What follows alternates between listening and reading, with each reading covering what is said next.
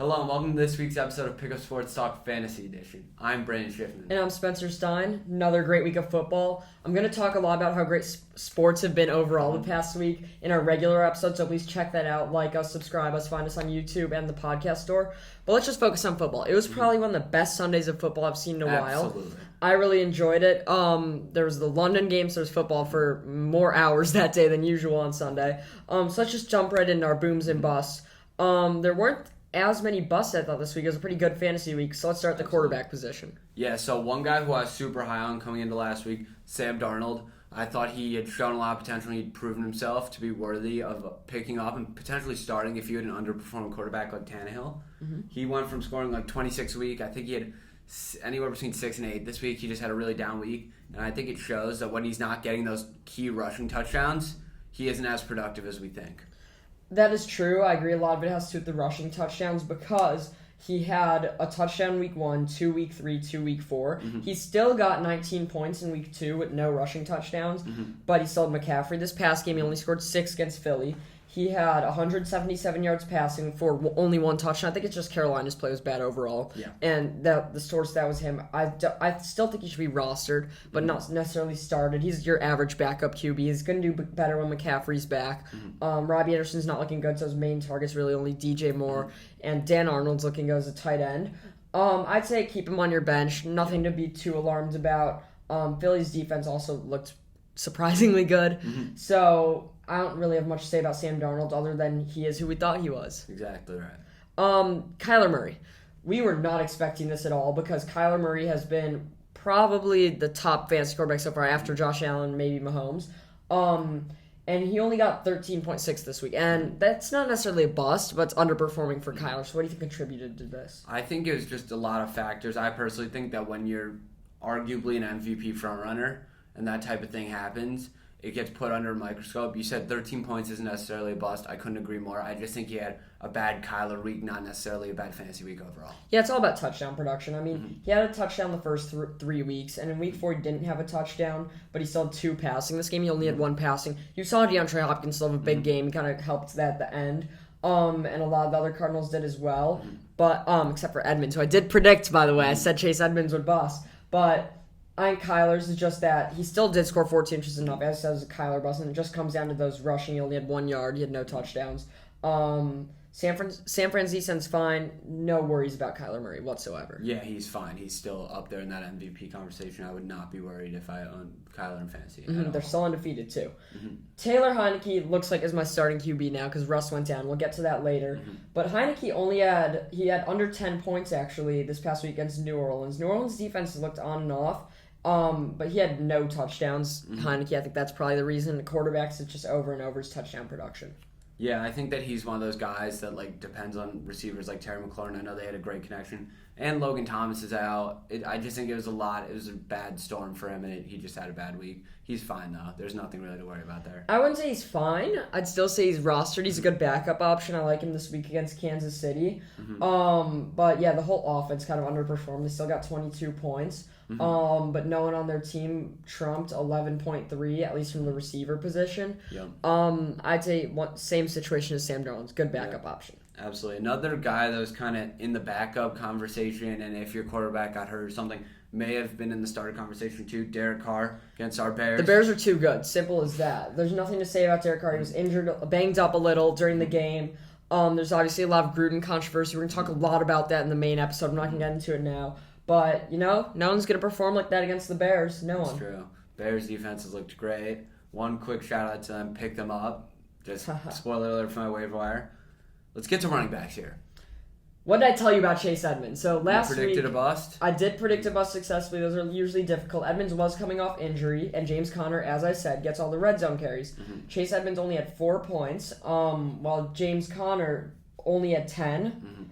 However, he did have the touchdown, as I said.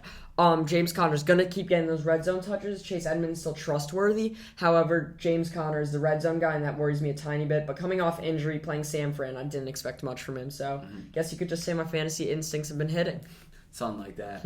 One guy I wanted to highlight, coming off injury, Joe Mixon. I have him in one of my leagues. He had a bad week. He only had 10. Not a huge bust, horrible. but it is what it is. I want to say real quick, He didn't necessarily have a bad week. He's coming back from an injury. Samaje Perine had a ton of his carries. I wouldn't be too worried moving forward about his play. His injuries, that's something that will scare me every year with him. Yeah, and also Samaje Perine's out now. So, yeah, Mixon's always on and off. We've talked about it twice, I think, this year that he's injury prone. He's coming, and he's not going to be great coming off injury. So, injuries, it looks like the trend is that you got to give guys a week to acclimate. It's not big of a deal. Trust Mixon going forward. Let's get to wide receivers. Thielen, I was really high on preseason. He started to trail off. Jefferson's so consistent, but it's not like Jefferson's popping off, scoring 30 a game. Why do you think Thielen's doing this? I know what I know my reasons. The red zone. Yeah, I think he's red zone dependent. I think he's a great receiver. Don't get me wrong, but I think that Jefferson has asserted himself in the open field as the number one receiver, and Thielen isn't getting the same targets as he has in years past, and it's really starting to show. He had 0 going into the fourth. I think in the past 2 weeks he's had like 4 and 6. I want to say I'm scared if I'm a Thielen owner. I'm not necessarily jumping ship yet because he will have another good week here and there. But he isn't the same fantasy player he was 2-3 years ago. We both acknowledge that Jefferson's the deep threat and he's the open field guy, and Thielen's just the red zone guy with a catch here and there. You could see he did have 8 targets 2 weeks ago, but this week he only had 3 targets, and I think that's because they didn't necessarily score too many. They didn't get in the red zone too much, so they only put up 19, and so I would just say that Thielen is touchdown dependent, but you've still got to start him because he does get those touchdowns. And so also, when the Vikings score more points, he'll do better, but they haven't been scoring points the last 2 weeks. Especially, I think they only put up 7 against Cleveland 2 weeks ago, but I still definitely have Thielen in my lineup. Absolutely, and also just with like the draft position you probably took him at, he's still worth starting just because the guy behind him probably is a couple rounds deeper than he is. That's just one thought I have. Exactly. And now, the one reason I almost lost to this guy, keyword almost, did beat him, was Brandon Cooks. Brandon Cooks only had 5.3 points. New England's defense is looking really good. I honestly thought before the week he wasn't going to do great, but obviously I was too scared to bench him. Yeah, of course. He's had a couple good weeks back to back to back, and he's pretty consistent. But he did week 4 against Buffalo only have 9.7. I still trust him going forward. I'm still starting him, but he's going to have those bad weeks, especially when your quarterback's Davis Mills. Yeah, he's just in a tough position. I'm not worried. He's a wide receiver 1. I kind of when I drafted him going into this, I kind of knew it was going to be a situation where he's the number 1 receiver on a terrible team. He was really good at the end of last year, and Will Fuller went out. So people forget that. So you just got to roll with it. I think he's going to do good against Indy this week. How about DJ Moore? So he's on my team. One of 3 reasons I lost to him. He had 8.8 points. He got a couple targets, but Darius Slay played really well on him. There isn't much to say. Darnold had a bad week. The Panthers had a bad week. He had a bad week. Just went from the top down. Yeah, I'd just say they should have won that game, and I'd say the reason Darnold didn't have many points because DJ Moore didn't. He's not going to be hitting Robbie Anderson, Terrence Marshall that much yet. So DJ Moore, when he doesn't get many points, Darnold will. I expect them to be fine going forward. Absolutely. How about AJ Brown? I think he only had 6, which is surprising just because Julio's out again. I'm starting to think you're Julio out there. He just plays year after year. Just might be right. But yeah, AJ Brown, I'm worried. I know a few weeks back we talked about it. We're not that worried. Now I am. He's injury prone. He's not getting targets. I actually think I said I was a little worried about the Titans overall because I don't love what I've seen out of Tannehill. Julio's always injury prone. AJ Brown's injury prone. He's just not looking like himself. That Titans offense put up a lot of points, and yet none of their receivers had more than 8.2 from Marcus Johnson. I'm getting worried as an A.J. Brown owner. I said, was it 2 weeks ago? I said I think he's very overrated. I still think he's great, just overrated. And he was picked too high. I'm standing by my standard. I think A.J. Brown is a little less trustworthy. Still must start. He's a must start, but he also could be a must trade guy. We can probably get to that. We can debate that. I'm willing to. I just think he's one of those guys whose name value is very, very high, but his play value right now has not been great. Exactly.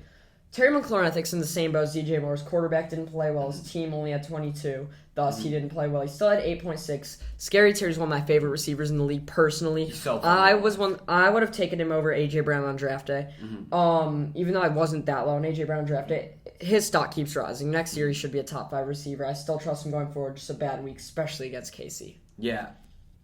Another guy I want to get to, Stephon Diggs. Guy who had KC this week doesn't shock me. They scored, like you said about A.J. Brown, they scored a ton of points. An absolute ton of points.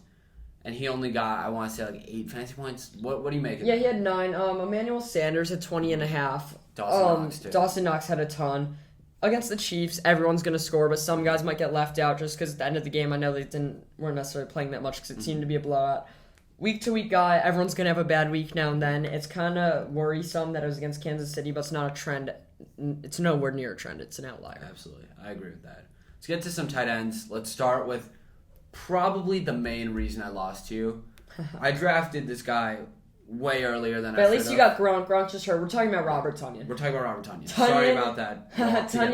Tonyan had under 2 points. I think how many targets did he have? He only had 2 targets, 1 reception. Shocker. Don't love him going forward. He will not be on my roster after 2 or 3 more bad weeks. And against the Bears this week, they're going to mess him up. Randall Cobb is honestly now the number 2 receiving option. They also have A.J. Dillon's picking up a lot more carries. The guy I'm more worried about is Hawkinson. Tonyan I knew was going to be bad. The other guy in that division is Hawkinson. Hawkinson was supposed to be trustworthy. It looked like he surpassed Kittle. Now it's like with Kittle out, is he still the 3?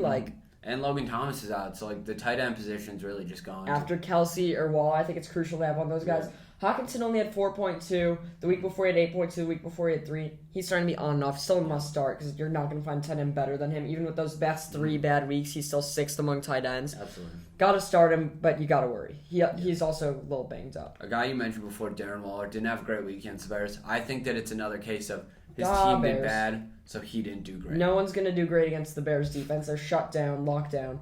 Waller's still only the 5th tight end in fantasy. Kelsey's just another level. He actually, after his week 1 huge performance, only scored 11, 10, 15, and 8. That's the range you want out of your tight ends, though. If they could get you around 12 Not a points. second-round tight end, Spencer. That is... I know, but if you could have a tight end that you know is going to get you north of 8 points and is going to pop off every once in a while, and is that guy like Darren Waller, you could trust him. But the whole Raiders offense, I'm going to start trusting less and less. Yeah, their stock is going down week by week with Jacobs, Carr, and all those. One last guy, Fant.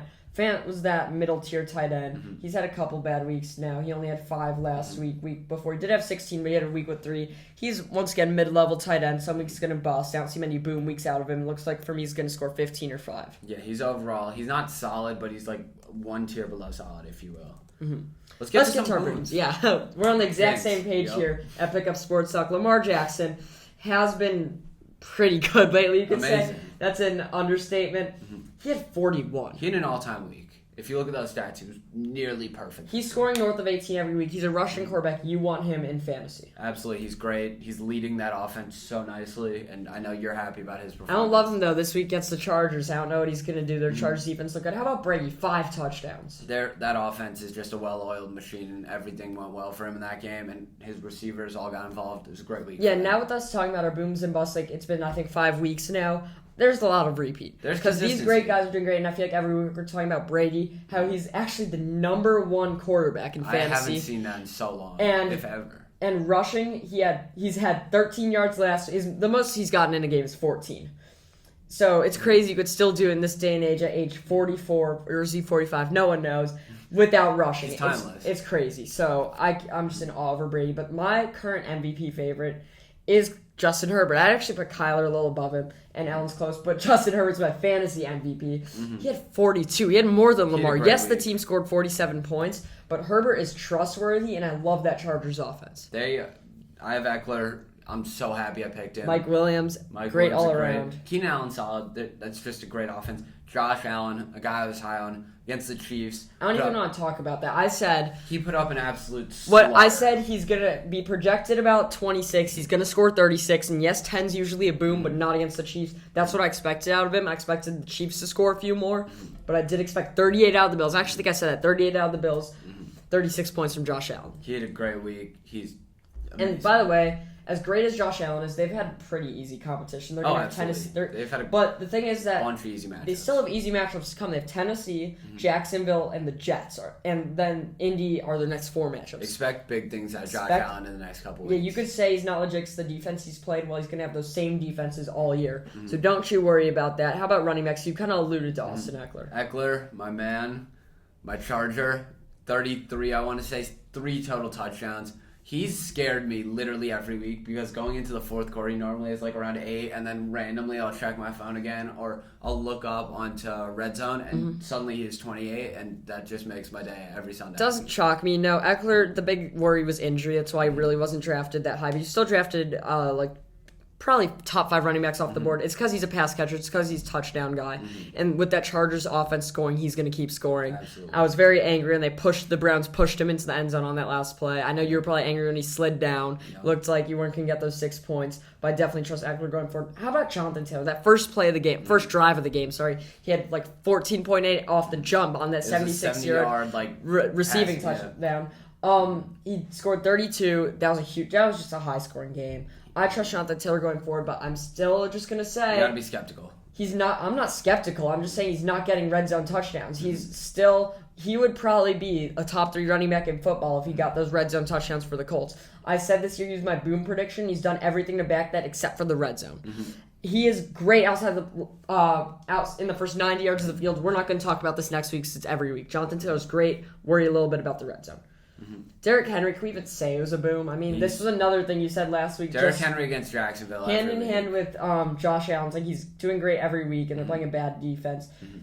He had 31. Is that even a boom? Who knows? He's the best running back in football. I would worry a little about Buffalo this week, though. Alvin Kamara against the football team. I think he had 29, 2 total touchdowns. Great week. I think we're starting to see Kamara slowly bring it back to what he was last year. I don't think he'll ever hit that peak, though. Yeah, and the worry a little more was the receptions. I mean, the week before, he had no targets even. The question is, can Jameis give him the ball? Preseason, he was looking a little worried. Yes, we know he's going to get the handoffs, but if they're using him like Derrick Henry, he's not going to get the points.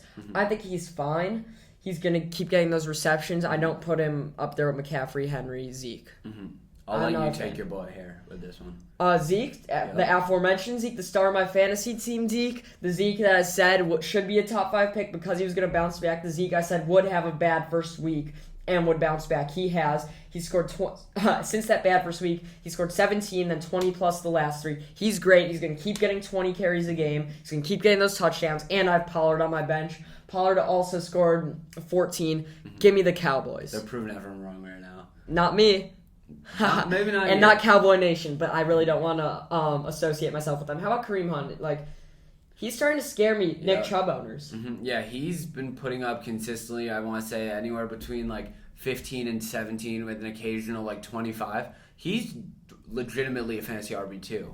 Oh, yeah. No, he could potentially be your RB1 if you went wide receiver heavy. He had 26 and Chubb had 24. They're not a passing team. I'm worried about Odell. I said last week Odell would bust, as he did, and it's crazy that Odell busted in a 42-point game. They're both startable. I'm not worried about the other one. If anything, I'd just start them both and keep them. I think their value's too low. They're both insane. Yeah. Another guy I want to get to, Myles Gaskin, who is another fantasy running back 2 guy. 31, finally got established in that Dolphins defense. Don't expect amazing things out of him, but he just had a really great week against a great Bucs defense. Yeah, and I think he's going to do better than he did the week before. We kind of, blasted him, put him on blast last week.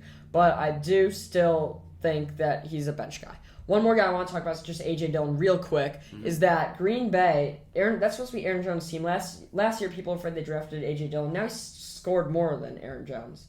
Does that worry you at all as an Aaron Jones owner? Oh, yeah, absolutely. I'd be worried about that. Oh. I'd be worried about that. You're not worried at all. You can't. Aaron Jones is just inconsistent. That's my fear. Okay, but I'm not worried about A.J. Dillon. It's more of an Aaron Jones. If you have Jones, pick him up. He's a good guy to have on your bench, A.J. Dillon. Let's get to the same Packer team with receivers. Davonte Adams. Shocker. He had a bad week.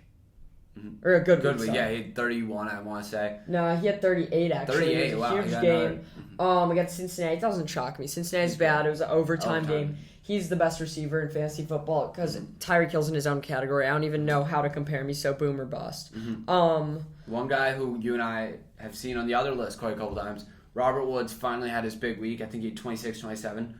I think he established himself. I'm still starting him. I would have even through the slump, but he's going to be back to Robert Woods. Yeah, he's still been started the past couple weeks, and he's still going to be a starting option going forward. Cooper Kupp's still the number 1 guy there. I wouldn't be shocked if he had a bad week this week and he looked bad again, but he's still going to have those 27-point weeks to come. Yeah. Another guy been getting a ton of hype recently, Jamar Chase, had another great week. He's my favorite rookie to watch. I was about to say he should be rookie of the year in all reality. He will be. He's playing out of his mind. He also, there was one play where he dove and caught a ball, then he got up and ran to the end zone. It wasn't a touchdown, but then he would have had 38 points. He had 28 as a rookie. He's so fun to watch. He's the number 1 receiver on that Bengals team. He's a must start. Yeah, absolutely. Week by week, must start. One of your guys, Mike Williams, give me the rundown on him. Mike Williams is great. He's the deep threat. He actually came off being injured in the next play, scored a huge touchdown. And they're just leaving him wide open. I have no clue why. He's also huge. He's going to have those one-on-one plays. I'm not worried as a Keenan Allen owner, but I will say it right now, Mike Williams is their number one receiver. A duo I want to get to, AB and Mike Evans, both had upwards of 25, I want to say. Both of them great weeks, got their touchdowns in with an absolutely great, historic Tom Brady 5-touchdown week. Yeah, they're great. There's nothing more to say about that. Hollywood Brown, my guy. He was not looking good going in the fourth. He then had a touchdown overtime. He had 33 points. He's a must-start going forward, and he's the reason I beat you in fantasy. He came in last second. Go Hollywood, go Ravens. He's the deep threat. I'm not worried about Bateman yet. One guy I want to get to really quick. We don't need to put too much time on him. DK Metcalf, 26. That's a big week from him. Especially they had some out of Gino Smith. Especially that I'd say about half his production was Gino Smith. That's huge. He had a good week. Don't expect much of that in the future without Russ, though. We'll talk about that when we talk about the injury. I want to get to one more guy I'm really passionate about is Kadarius Toney. So Kadarius Toney scored 29.6 this week. He's only been playing for 3 weeks. I mean, he did play week 1, but he's been a little injury prone, and people now are huge on him. He's actually projected over 13.5 points this week in fantasy. However, the way I see it is that Slayton was out, Shepard was out, Golladay got hurt, Daniel Jones got hurt, and Saquon got hurt. The number one guy who gets the ball the most, Saquon, got hurt. The 3 receivers ahead of him were hurt, and he wasn't even getting thrown to by his starting quarterback. I don't trust him going forward. Sell him high. Sell him high. He's all hype right now. I don't get it. He's all hype right now. He had a great week. I'm not doubting that. What I am saying is he's hyped up to be a fantasy flex. But obviously, if you have him stored on your bench, it's a good guy to have.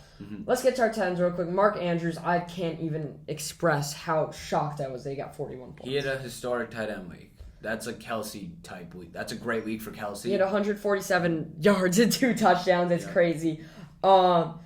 He might honestly be. He's definitely a top 5 tight end over the season. He's probably cemented himself as tight end 3. He's not going to score that again. But the weeks before he had 10, 15, 11. If you don't have Kelsey, that's good for your tight end. So I'd keep him going forward as a must start. Good for him. Kyle Pitts, another must start. He's getting himself up there in that tight end conversation. He had a huge week in London. 29, I want to say. He had his I think he had 27. Yeah. Good for Kyle Pitts. What can I say? He's going to start cementing himself into that offense with 27 points, and I trust him going forward. Yeah, one guy who had 27 as well, David Njoku. I know he wasn't on a lot of teams. He still, I don't think, is rostered on our league. Not necessarily worth an ad, but just a huge week out of him. I would not add him. I think that's one that was an outlier, actually. But one that wasn't an outlier, Dawson Knox. He's ranked 3rd tight end this season so far. He scored 20.7 in back-to-back weeks, plus 15 the week before.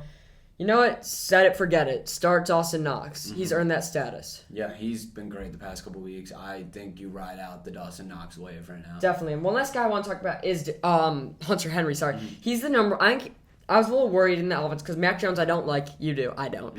And with Gino Smith there, I didn't trust him. But now it looks like Hunter Henry cemented himself as the number 1 tight end in New England. Yeah, he's shown himself, and he's just been really good. I think he had a touchdown last week. He's cementing himself. Yeah, touchdowns in back-to-back weeks. If you don't have a guy better, start him. Yeah, absolutely. He's a good guy to have. Let's get to our injuries. The biggest one was Russ. Absolutely. Russ got hurt for me. That's a huge blow. I thought he was going to be huge this year.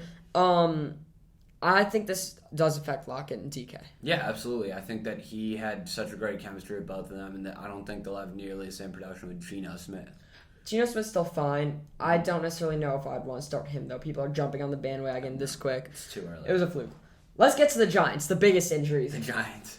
I already talked about the reason Toney went down, and that's because Daniel Jones out or got concussed in the second quarter, I think it was. Saquon's going to be out for a couple weeks. Galladay's looking like he's going to be out a week. And they also had Slayton and Shepard out, but they're going to come back. My fantasy fallout is that the Daniel Jones injury doesn't affect much, in my opinion. Evan Ingram's back. The biggest one is Saquon. Devontae Booker, you should start. Yeah. If you have him on your roster, even if you didn't have Saquon, try to pick him up, start him.